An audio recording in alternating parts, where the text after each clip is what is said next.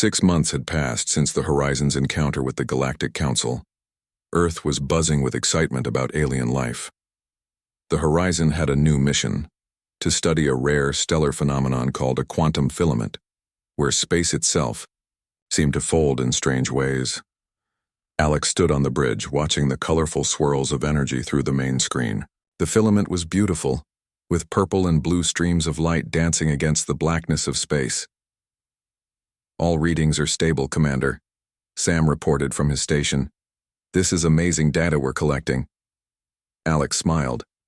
This was why they had come to space, to discover new wonders and expand human knowledge. The ship shook suddenly. Alarm lights flashed red across the bridge. "What was that?" Alex demanded, grabbing onto a railing for support. Officer Diaz worked frantically at her station.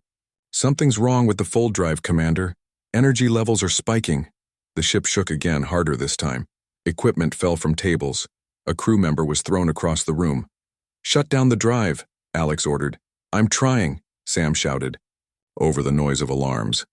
"It's not responding." Dr. Freeman rushed onto the bridge, face pale with worry. "Commander, the quantum filament is affecting our drive somehow. The systems are linked." The shaking grew worse. The lights flickered and went out, leaving only the emergency red glow. Alex knew they were in serious trouble. "All hands, brace for emergency landing," Alex announced through the ship-wide system. "Find something to hold on to. This will be rough." Through the viewing window, Alex could see a small moon approaching rapidly. It was gray and barren, with no visible atmosphere. Not ideal, but better than open space. "Diaz, can we control our descent?" "Barely, Commander. Thrusters are at 30%. Alex took a deep breath. "Then let's make it count. Aim for that flat area." The Horizon screamed through the void, trailing sparks and debris. The bridge crew worked desperately to control their fall, but they were coming in too fast. The gray surface of the moon filled the entire window. "Impact in 10 seconds, Sam called out. 9, 8. Alex closed her eyes at 3. The crash was deafening. Metal tore. People screamed. Alex was thrown forward. Then everything went black. When Alex woke up, the bridge was dark except for a few flickering lights. The air smelled of burned metal and plastic. Slowly, painfully, Alex stood up and looked around. The other bridge crew were stirring, some helping others who were injured. "Report," Alex croaked, throat dry from the smoke. "We're alive," Sam said, wiping blood from a cut on his forehead. "That's the good news." "And the bad news?" "The fold drive is completely fried. We're stranded." Over the next few hours, they took stock of their situation. 5 crew members had minor injuries, but thankfully no one was seriously hurt. The ship's main systems were damaged but repairable. The real problem was the fold drive. Without it, they couldn't leave this moon. "How long to fix it?" Alex asked Chief Engineer Kelly Peterson. Kelly shook her head. "Weeks, maybe months. We need to rebuild the quantum stabilizers from scratch." Alex nodded grimly. "Then we'd better get started. At least we have food and water for 6 months. "Commander," Sam called from the sensor station. His voice was tight with fear. "There's something else you should know. I've figured out where we are." Alex walked over to look at his screen. "We're here." Sam pointed to a blinking dot, then moved his finger to outline a large region of space. "And this is the Voidlands." The bridge went silent. They were in Morgul territory. "Maybe they won't notice us," Diaz suggested hopefully. "We just crashed on their moon," Dr. Freeman said. "I think they'll notice." Alex made a quick decision. "We repair the ship as fast as possible. Double shifts. And we set up a defense perimeter around the Horizon.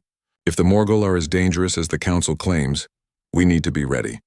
The crew got to work immediately. They set up sensors around the ship to detect any approach and positioned their limited weapons for defense. Days passed with no sign of the Morgul, and slowly they began to relax a little. On the 5th day, Alex was outside the ship helping to repair the hull when the sensor alarm sounded. A short, sharp wail that meant only one thing: something was coming. Everyone inside. Alex ordered through the comm system. The repair crew scrambled back into the airlock. Once inside, Alex rushed to the bridge. "What are we looking at, Sam?" "One life form, approaching from the north ridge. Moving fast." Sam's voice was steady, but his hands trembled. Alex peered through the window at the barren landscape. At first, there was nothing to see. Then a shadow moved among the rocks. Something big. "Get me a better view," Alex ordered. The external cameras zoomed in, and there it was. A Morgul. It was tall, at least 8 feet, with a sleek black exoskeleton that reflected the starlight. It had 4 amber eyes that seemed to glow in the darkness of the moon's shadow. Its body was built for hunting. Powerful limbs, sharp claws, and movement so fluid they seemed impossible in the low gravity. "It's beautiful," Dr. Freeman whispered, and strangely Alex agreed. The creature was frightening, yes, but also magnificent. The Morgul stopped about 100 yards from the ship. It seemed to be studying them. "Weapons ready?" Alex asked. "Yes, Commander," Diaz replied. "But our scans show its exoskeleton is incredibly dense. I'm not sure our weapons will do much damage." Alex watched the creature through the camera. It wasn't attacking, it was just watching. This didn't match what the Council had told them about mindless killers. "I'm going out there," Alex decided. Suddenly, "Commander, no," Sam protested. "That's suicide." "Maybe," Alex agreed, "but we can't stay locked in here forever, and I think there's more to these creatures than the Council told us. If it wanted to attack, why is it just standing there?" Before anyone could argue further, Alex put on a suit and headed for the airlock. The crew watched through the cameras, weapons trained on the Morgul, ready to fire if it made any hostile move toward their commander. Alex walked slowly across the gray dust of the moon, hands open and visible at the sides. The Morgul watched, its head tilting slightly in what seemed like curiosity. 20 feet from the creature, Alex stopped. Up close, the Morgul was even more impressive. Its exoskeleton had patterns like flowing water, and its eyes were not just amber but had flecks of gold in them. Alex slowly raised one hand in greeting, then pointed to the ship, and then to the ground, trying to explain through gestures that they had crashed and meant no harm. The Morgul watched silently. Then, to Alex's amazement, it mimicked the greeting gesture perfectly. It raised one clawed hand and moved it in exactly the same way Alex had. Inside the ship, the crew gasped. "It's intelligent," Dr. Freeman said. "It's trying to communicate." Encouraged, Alex took a small step forward and touched a hand to the chest, saying, "Alex?" The Morgul was still for a long moment. Then it touched a clawed hand to its own chest and made a sound, a series of clicks and soft whistles that sounded like Kazarik. "Kazarik," Alex repeated carefully. The Morgul, Kazarik, made a sound that almost seemed like approval. It gestured to the ship with one long arm, then pointed to the ground, mimicking Alex's earlier explanation. Alex nodded. "Yes, we crashed. We're trying to repair our ship." Though Kazarik couldn't understand the words the tone seemed to communicate, the creature moved to a boulder and sat down, still watching Alex with those golden-flecked eyes. Taking a chance, Alex sat too, keeping some distance between them. For a long time they just looked at each other, predator and prey from different worlds, somehow finding a moment of peace. Inside the ship, the crew watched in silent amazement. The deadliest hunter in the galaxy was sitting calmly just yards from their commander. "I don't believe it," Sam whispered. "The Council said these things kill on sight." "The Council was wrong," Dr. Freeman said firmly. "This changes everything we know about the Morgul." Outside, as the stars shone overhead, Alex and Kazarik continued their silent meeting.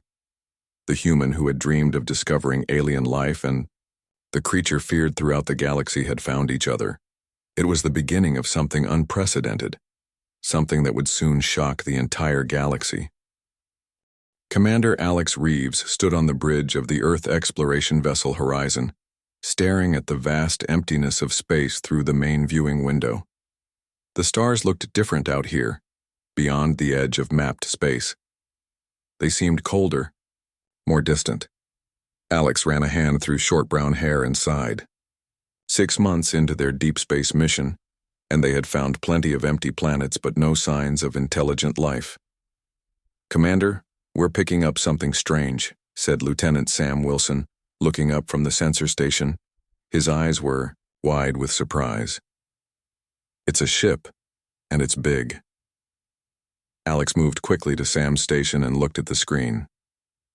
"Are you sure it's a ship? Could it be an asteroid?" "No, Commander. It's changing course. It's heading straight for us." The bridge fell silent. Humanity had been searching for aliens for centuries. Now, it seemed, aliens had found them. "Battle stations," Alex ordered, though the words felt strange. The Horizon wasn't a warship. It was a science vessel with basic defenses. "Lieutenant Diaz, try to contact them on all frequencies." Officer Diaz worked quickly at her station. "Sending greetings in all formats, Commander." The strange ship grew larger on their screens. It was unlike anything Alex had ever seen, shaped like a giant sea creature with smooth, curved lines, instead of the angular design of Earth ships. "They're responding," Diaz said with excitement in her voice. "I'm getting a transmission." The main screen flickered, and an alien face appeared. The being had blue-gray skin, large eyes, and no visible nose or ears. When it spoke, its words were translated by the ship's computer. "Greetings, unknown vessel. You have entered Galactic Council space. Please identify yourselves." Alex stepped forward. "This is Commander Alex Reeves of the Earth exploration vessel Horizon. We are on a peaceful mission of discovery from the planet Earth." The alien's eyes widened. "Earth? We have no record of this world in Council databases. How did you achieve faster-than-light travel?" "We developed it independently," Alex said proudly. "This is our first deep space mission beyond our solar system." The alien seemed disturbed by this news. After a brief pause, it said, "Commander Reeves, the Galactic Council requests your presence. We will escort you to our nearest station." Alex looked around at the crew. This was the moment they had trained for. First contact with an alien civilization. "We accept your invitation," Alex replied. The journey to the Council station took 3 days. When they arrived, Alex selected a small team to join her: Sam Wilson, Officer Diaz, and Dr. Andy Freeman, their chief scientist. The rest of the EO crew would remain on the Horizon. The Council station was massive, a spinning ring structure that housed thousands of aliens from dozens of species. As Alex and the team were led through its corridors, they saw beings of all shapes and sizes. Some looked almost human, while others defied description. Floating gas clouds contained in special suits, insect-like beings with multiple limbs, and creatures that seemed to shift form as they moved. They were brought to a large chamber where representatives from 30 different species sat in a semicircle. The blue-gray alien who had contacted them introduced himself as Zenith, representative of the Loriax people and current council speaker. "Welcome, humans," Zenith said. "Your arrival is unexpected. The discovery of a new spacefaring species is a rare event." Alex stepped forward. "We are honored to meet you all. We come in peace and friendship." A tall, thin alien with 4 arms stood up. "How did your kind develop faster-than-light travel without detection? Our surveys indicated your world was centuries away from such technology." "We've made rapid progress in the last 100 years," Dr. Freeman explained. "Our quantum fold drive was developed just 15 years ago." This caused a stir among the council members. They spoke quickly to each other in different languages. Zenith raised a hand for silence. "Humans, there is much we must discuss. The galaxy is not always a safe place. There are dangers you should be made aware of." Alex listened carefully as Zenith explained the complex political landscape of the galaxy. Most species lived in harmony under the Council's laws, but there were regions of space that even the Council avoided. The most dangerous was an area called the Voidlands. "The Voidlands belong to the Morgul," said a small green alien with large black eyes. "We do not go there, ever." "Who are the Morgul?" Alex asked. The chamber grew quiet. Zenith looked uncomfortable. "The Morgul are apex predators. They are solitary territorial hunters with physical abilities and intelligence that outmatch most known species. They claim the Voidlands as their hunting grounds. Are they part of the council? Alex asked. No, Zenith replied firmly. The Morgul have no interest in cooperation or diplomacy. They want only to be left alone in their territory. Those who enter the Voidlands rarely return. Alex was curious. Have you tried to communicate with them? Several council members laughed, but it was not a happy sound. Communication requires a willing partner, said a rock-like being. The Morgul communicate only through violence. We maintain an uneasy peace, Zenith explained. We stay out of the Voidlands, and they do not expand their hunting grounds. This arrangement has worked for 3,000 years. Alex nodded, but something about the story didn't feel right. No species could survive being completely isolated, especially one intelligent enough for space travel. In the days that followed, Alex and the team learned more about the Council, its history, and the many species that were part of it. They were given quarters on the station and treated well, though Alex noticed they were always watched. One evening, while studying star charts in their quarters, Alex found the boundaries of the Voidlands. It was a large region, rich in resources and unique stellar phenomena, perfect for scientific study. I want to know more about these Morgul, Alex said to Dr. Freeman. The way everyone talks about them, it's like they're monsters from a scary story. Maybe they are, Freeman replied. Not every species in the universe is going to be friendly, but they're intelligent. They have ships. There has to be more to their story. Later that night, Alex couldn't sleep. The more the Council warned about the dangers of the Voidlands and the Morgul, the more fascinating they became. What was it about these creatures that had an entire galaxy trembling? Alex got up and went to the window looking out at the stars. Somewhere out there were the Morgul, the deadliest predators in the galaxy. And despite all warnings, Alex couldn't help but wonder what they were really like. The next morning, Alex made a decision. The Horizon would continue its mission of exploration, but they would be careful to stay away from the Voidlands, for now. But someday, Alex thought, someday we'll learn the truth about the Morgul. The galaxy's deadliest predators had just become the most interesting mystery in the universe. The Earthship Horizon had been stranded on the moon for 3 weeks. The crew worked hard each day to repair the damaged fold drive. But something else was happening too. Something none of them had expected. Every day, Kazarik the Morgul returned to the ship. And every day Alex spent time with the alien predator, trying to build a bridge of communication. I don't think it's going to eat you anymore, Sam joked as Alex prepared to meet Kazarik for their daily session. But the Council would still have a fit if they knew about this. Alex smiled. The Council doesn't understand the Morgul. I'm not sure they ever tried to. Outside, Kazarik waited at what had become their usual meeting spot, a flat rock about 50 yards from the ship. The alien hunter had brought something today, a small object that gleamed in its clawed hands. Good morning, Kazarik, Alex said, approaching slowly. By now they had established a routine of greetings and basic gestures. Kazarik made the whistling sound that seemed to be a greeting. Then it held out its hand, offering the shiny object to Alex. It was a small crystal, clear like glass but with swirls of blue light moving inside it. Alex had never seen anything like it. Thank you, Alex said, taking the crystal carefully. It's beautiful. Kazarik pointed to the crystal, then pointed up at the stars, then made a gesture like something falling. It came from space, Alex guessed. A meteor?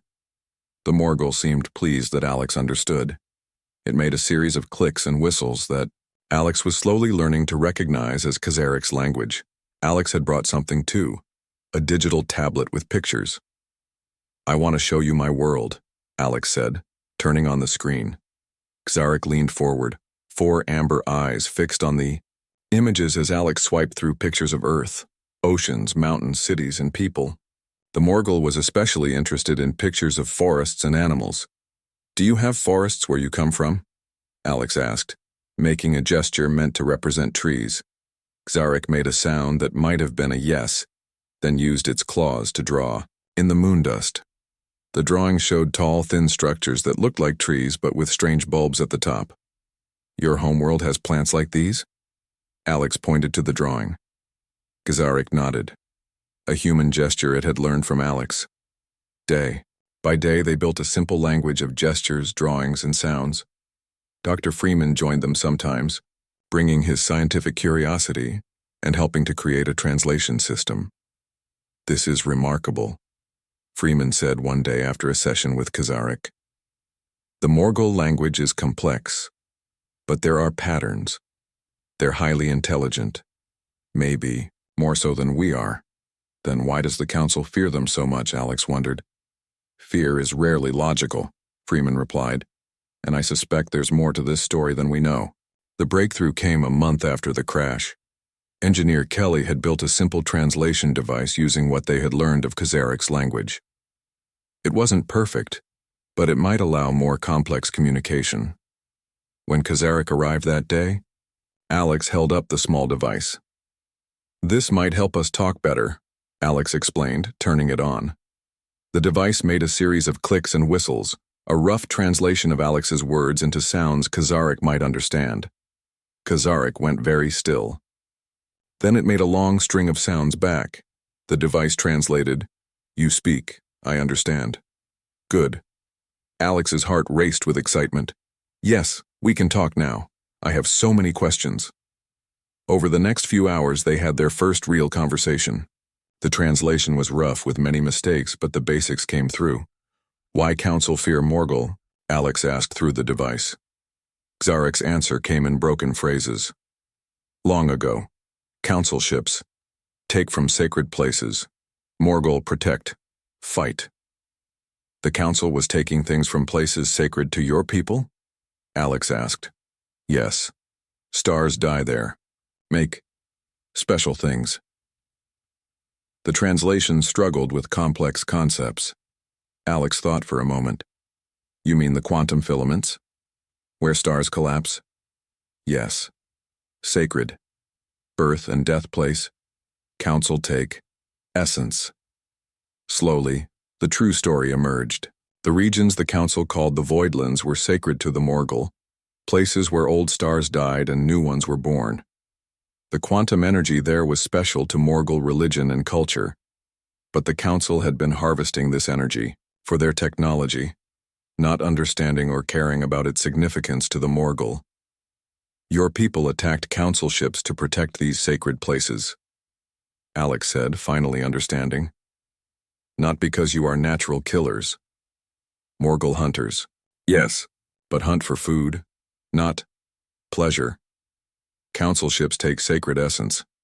We protect only. Alex felt a mix of sadness and anger. The Council had painted the Morgul as mindless predators, but they were defending their culture and beliefs. What the Galaxy saw as unprovoked attacks were actually defensive responses to what the Morgul saw as violations of their most sacred spaces. That evening, Alex called a meeting with the senior crew to share what had been learned. The Council has been lying to everyone, Alex said firmly. The Morgul aren't the monsters they've been made out to be. Maybe the Council really doesn't understand them, Sam suggested, if they never tried to communicate. Or maybe they do understand, but it's easier to call the Morgul monsters than to admit they've been stealing from a sacred site, Officer Diaz pointed out. Either way, this changes everything, Alex said. The whole galaxy fears the Morgul based on a lie. The next day, Engineer Kelly brought good news. The communications array is working again, Commander. We can contact Earth and the Council. Alexei nodded. Send a message to Earth first. Tell them we're alive and working on repairs. Then contact the Council. Tell them we've crashed in the Voidlands but are safe. Don't mention the Morgul yet. When the Council received their message, the response was immediate and frantic. Do not engage with any local life forms. We are sending ships to your location immediately. Alex shared the Council's response with Kazarek during their next meeting. The translation device had improved, allowing for better conversation. Council coming. They fear you will hurt us, Alex explained. Kazarek made a sound that the translator didn't catch. Something like laughter, perhaps. If wanted hurt, would hurt first day. I know, Alex agreed. But the council doesn't understand your people. Many seasons council not try understand. Easier to fear. Alex had an idea. When the council ships arrive, will you stay? Meet them with me? Xarik was silent for a long time. Dangerous. Council ships bring weapons always. I won't let them hurt you, Alex promised. This could be a chance to change things, to tell the truth. Xarik considered this. Truth important. Will stay. But not alone. The next day, Xarik returned with 3 other Morgul. They were similar in appearance, but with subtle differences in their exoskeletons and eyes. Xarik introduced them with names that sounded like musical notes to human ears. My family group, Xarik explained through the translator. Hunters all. We'll watch. We'll protect if needed. Alex introduced the Morgul to the crew. There was fear at first, but as days passed, the humans and Morgul grew more comfortable with each other. They shared food, a universal sign of trust. The Morgul brought strange fruits from somewhere on the moon, and the humans shared their rations. A week later, the sensors detected ships approaching, council vessels coming to rescue the humans. What now, Commander? Sam asked. Alex stood tall. Now we show the galaxy the truth. Xarik and I will meet them together. When the council ships landed, a delegation of 5 different alien species emerged, led by Zenith, the blue-gray Loriax, who had first welcomed the humans to the council station. They approached cautiously, weapons ready, then they stopped, frozen in shock. Before them stood Commander Alex Reeves of Earth, standing side by side with a Morgul, the deadliest predator in known space, and behind them, more Morgul waited, calmly. Welcome to the Voidlands, Alex said with a smile. There's someone I'd like you to meet. Zenith's large eyes blinked rapidly in confusion. Commander Reeves, step away slowly. You don't understand the danger. I understand perfectly, Alex replied. And it's time for you to understand too. The Morgul aren't what you think they are. Xarik stepped forward, causing several council representatives to raise their weapons in fear. Lower your weapons, Alex ordered sharply. Xarik is my friend, and there's a story about the Morgul and the council that the galaxy needs to hear. The council representatives looked at each other in confusion and disbelief.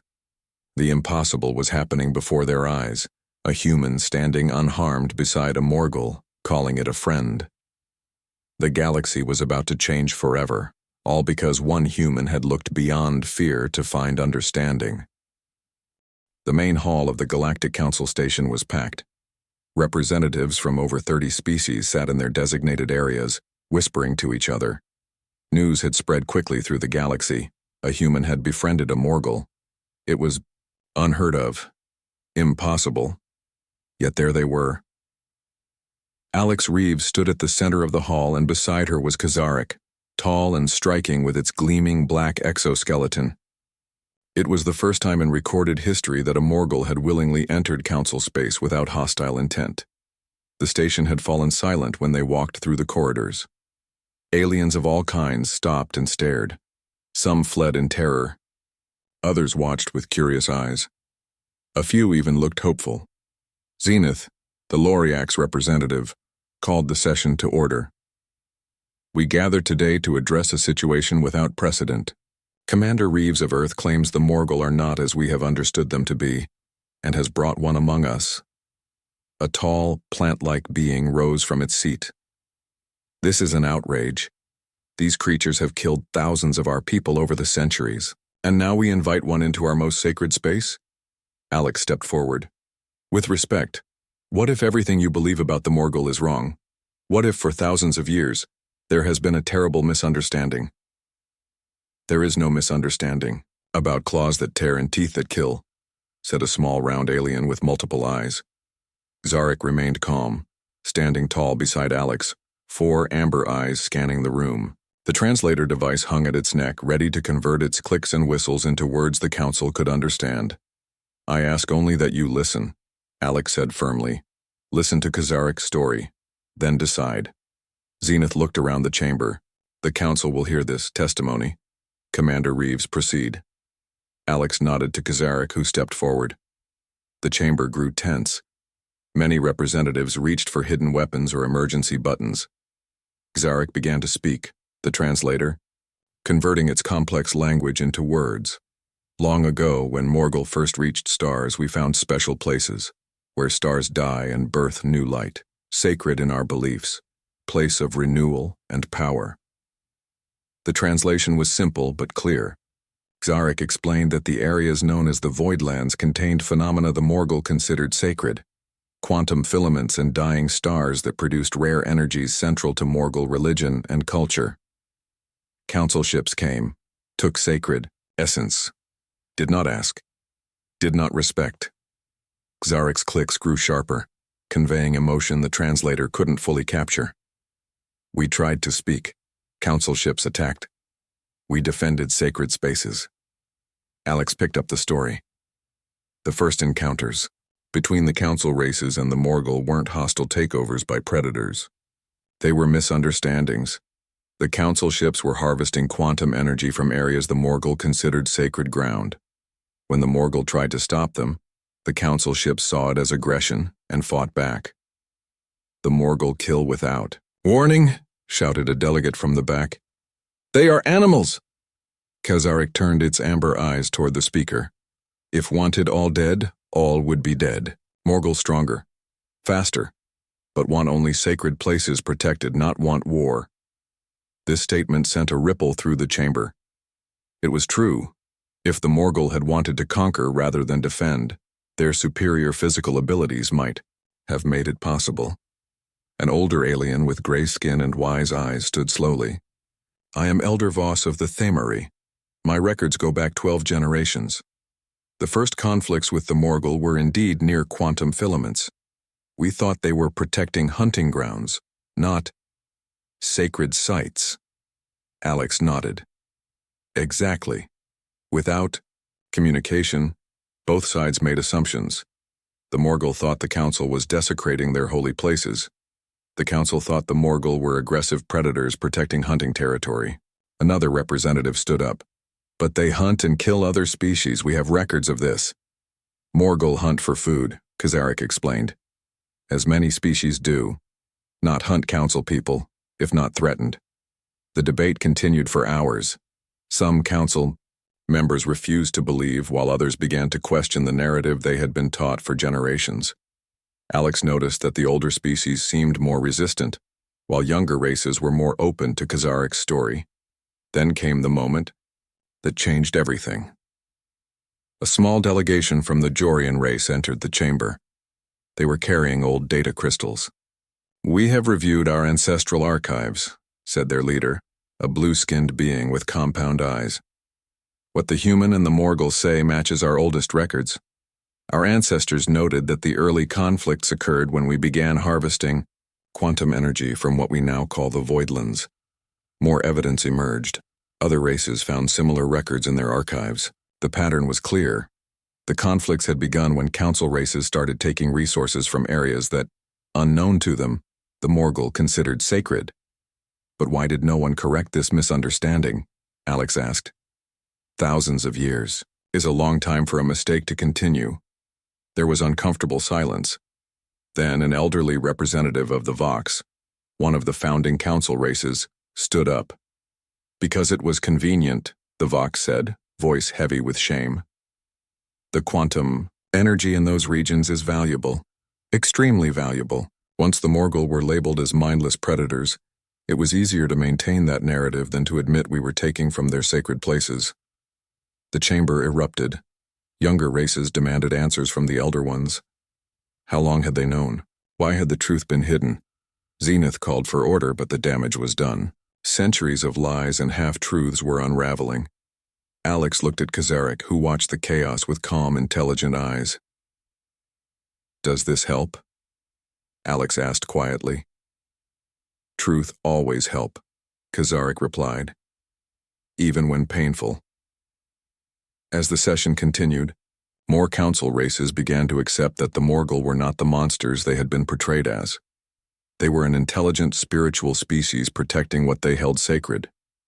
A young representative from the Navar, a race known for their dedication to justice, stood up.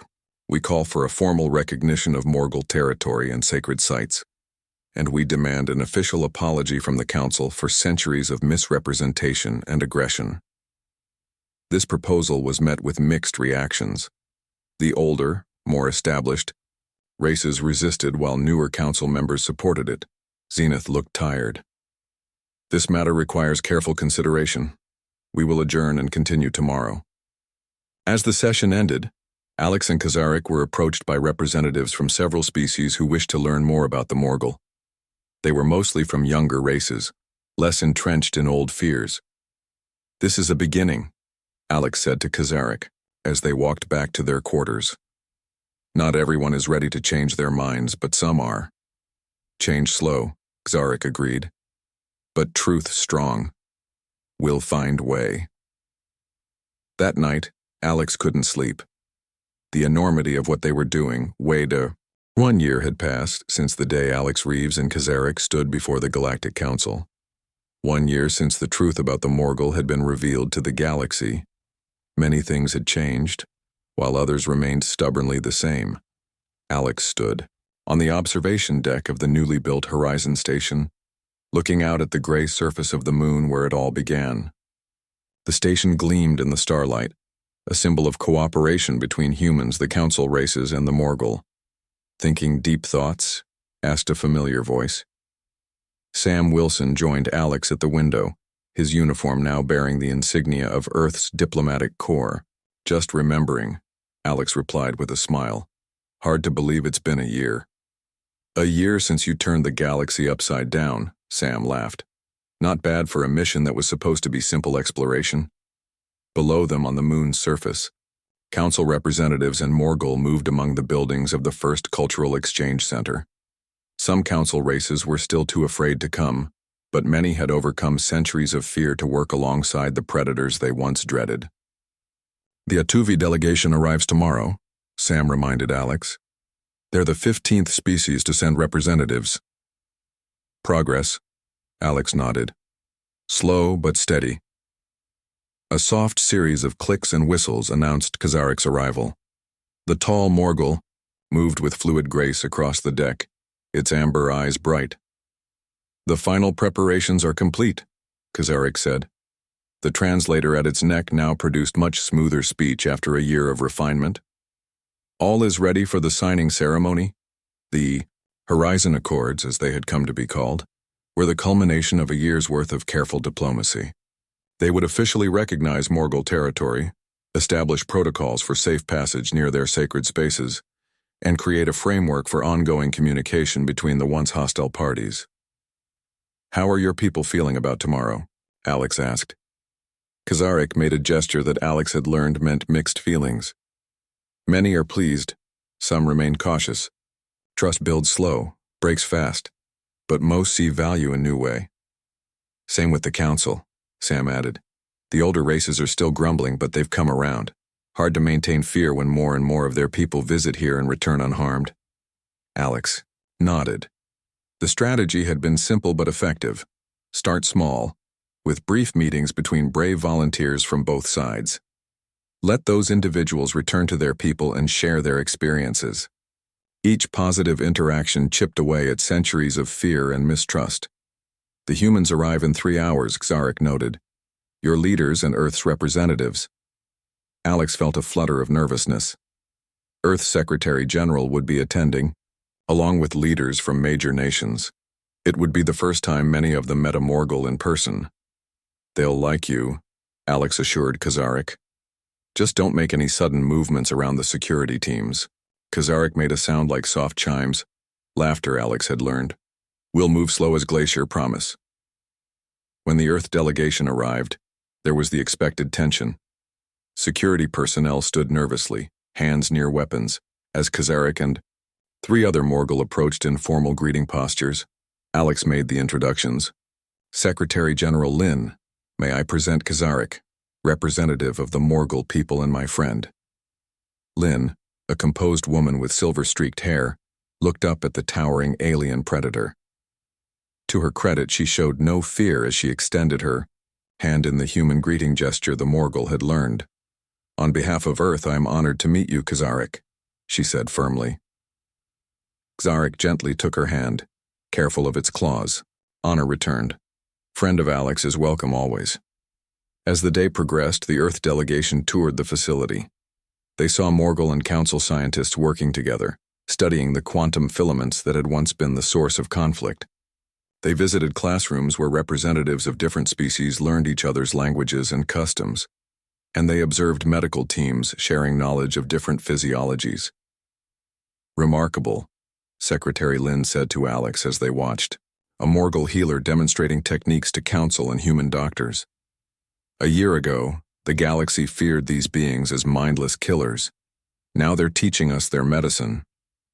They were never what the Council believed them to be, Alex replied. They just needed someone to look past the fear and see the truth. That evening, there was a reception for all the delegations. The large hall was filled with beings from dozens of worlds. Humans mingled with Council races and, most surprisingly, with Morgul. Conversation flowed in multiple languages, with translators working to bridge the gaps. Zenith, now the Council's chief diplomat to the Morgul, approached Alex with a drink in hand. If someone had told me a year ago that I would stand in a room with Morgul and feel safe, I would have called them insane.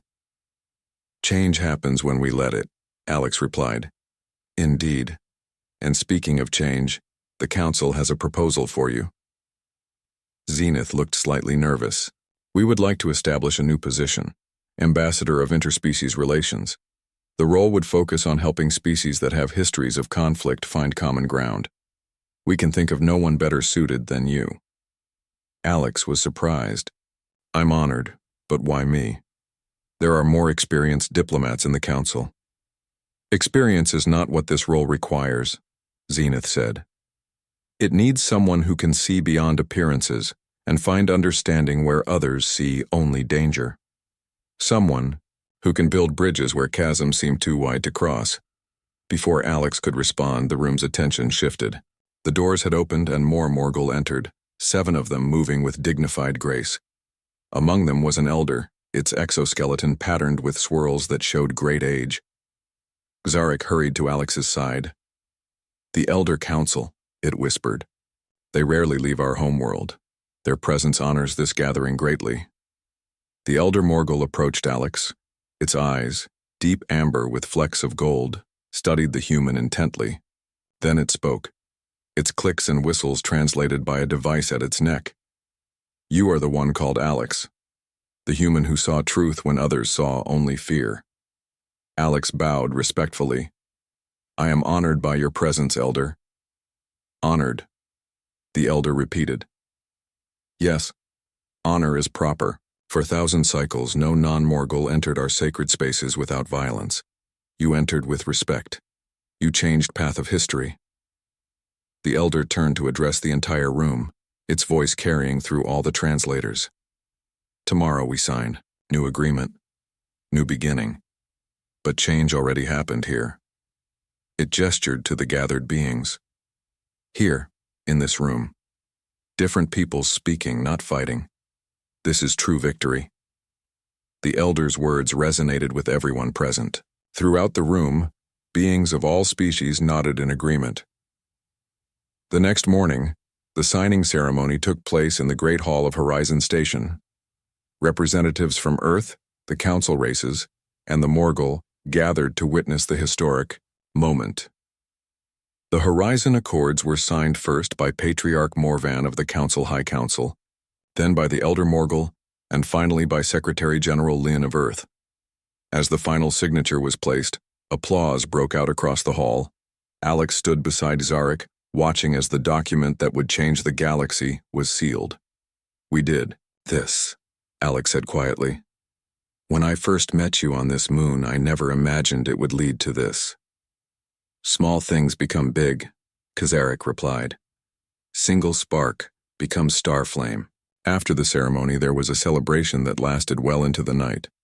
But Alex slipped away early, returning to the observation deck to look out at the stars. Zarek found Alex there. Why alone when many celebrate?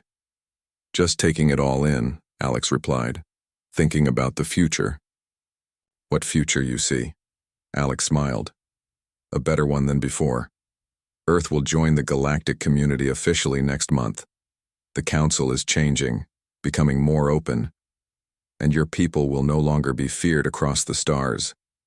Not all fear, gone, Kazaric noted realistically. Many still avoid. Change needs time. Yes, but it started. That's what matters. They stood in comfortable silence for a while, Human and Morgul, looking out at the stars. Then Kazaric spoke again. Zenith told of new position offered to you. Will you accept? Alex had been thinking about that all day. I think I will. There are other species out there, misunderstood like yours was. Maybe I can help them too. Kazaric made a sound of approval. Good role for you. Bridgemaker. Bridgemaker, Alex repeated, liking the term. I wonder if that's what humans will become in the galaxy. Not the strongest or the smartest, but the ones who can build understanding between different kinds of intelligence. Valuable skill, Kazaric said. Maybe most valuable. As they continued to look out at the stars, a ship passed by the window. A new vessel, built with both Council and Morgul technology. Its name was visible on the hull. Bridgemaker. That's the first joint exploration vessel, Alex explained. Crewed by Council races, Morgul, and humans working together. Where does it go? Kazaric asked. To the edges of known space, to find new worlds, new species. Kazaric's amber eyes watched the ship until it disappeared from view. Perhaps they find more feared ones, more misunderstood, more bridges to build. I hope so, Alex said. And I hope they remember what we learned here. That understanding can overcome even the deepest fear. 2 days later, Alex stood in the docking bay with Sam and the other Earth representatives. They were preparing to return home to share the news of the Horizon Accords.